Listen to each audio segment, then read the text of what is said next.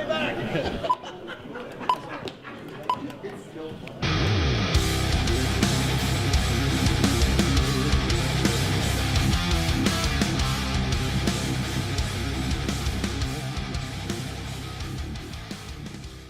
Bringing Jesse back into the fold. There's a great number of Howard fans out there, and they kind of took Jesse under their wing, and it seems to be going really, really well. We're a type of band that doesn't want to bore our audience with too many new songs, but we've been getting such a great response from the new record that we keep adding more and more into the set. We have 6 now, and that's unheard of for my band. We only usually do 2 at the most, and it's usually like a best of type of set, but it's been a lot of good sing-alongs and really, really cool response. So we're just kind of running with it, I guess. Are there any staples that you can see in the future from this album? I think New Awakening is probably going to be always in the set, or in the set a lot. For me, that was the standout song when I first heard even the demos. I was gravitating towards that one. I really thought it encompassed everything the band was about. It's got, chugga chugga. It's got sing along. It's got a really cool, easy to sing chorus, and then it's got gang vocals in the middle and stuff like that. Just a lot of things that we're about. Do you think a lot of your fans realize that Jesse Leach is your original singer? Probably not. I mean, we really, we put out the first record on Roadrunner, and it did really well, but we really didn't get that success until the next few, the last 3 Howard records. Radio singles and all that stuff, and people mainly know us for Howard. So old school fans are coming back that hadn't seen us in a while, and the new school fans are kind of getting educated, and it seems to be working. Seems to be going really well. Right. Jesse's a great guy, easy to get along with, very emotional, and I feel like even the old new fans, the ones that like Howard, can see his emotion. He wears it on his sleeve. We all do different bands on the side. I do 2 other bands. My old band before Killswitch was Overcast, and we play once every 6 years or something like that. Brian Fair from Shallows Falls in that band as well. Pete Ortiz was in a band with Jesse called Seamless way back. And we had 2 years off in between trying to figure out what the heck was going on with Howard and putting out albums. And I just had that bug to keep playing, and I started writing some old school hardcore stuff like 90s New York hardcore stuff, Agnostic Front, Madball type things, and started a new band with Brian Fair called Death Ray Vision, and we've been doing that, just bars and just having a good time, old people having a good time. Everyone knows this is the bread and butter, this is this is our main job, and I don't think they would ever put anything in front of this. Adam's got his whole production, he's producing records for bands, and he knows that this takes the priority out of everything. I'm a graphic designer. Everything just gets pushed to the side with a straight line towards Killswitch. Okay.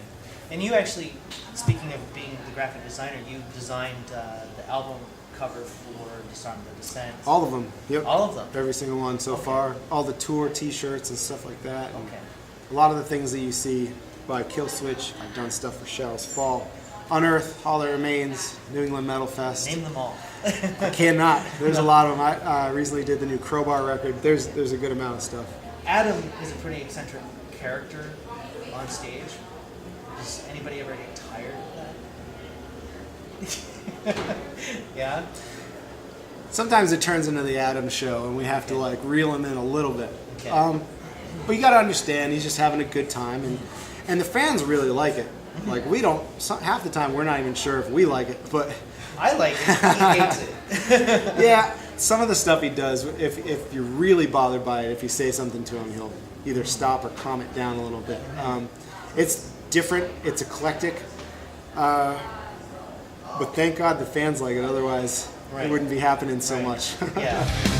What victory! What victory! When my soul is weak!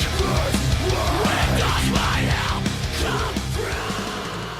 What were your musical inspirations? Old hardcore as a kid, lots of New York stuff, Cro-Mags, Leeway, Agnostic Front, Madball, 2 bands that are on the bill today. That Agnostic Front played amazing. I can't wait to see Madball tonight. But yeah, when I get in a rut, I'll throw on a Bad Brains record or something like that, and instantly I have something else I want to write. Right.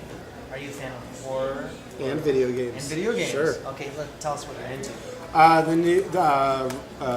The new Dead Island Riptide. Okay. Started playing that before I left.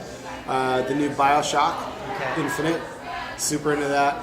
I have a Vita on the road, and PS Vita. And what am I playing? Hot Shots Golf is one of my favorites. Okay. I love that. What else am I playing?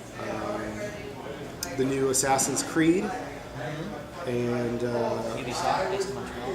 I love the Resistance franchise. I think that's really fun. I have that for Vita, and I have all the other ones for PlayStation. But Okay. kind of a wide range of different stuff I like. Yeah. Are you more into the point and shoot or the I think I like them all. shooter? At first, the first-person shooters got me real dizzy, and then you kind of just get accustomed to it and figure it out. But, Yeah.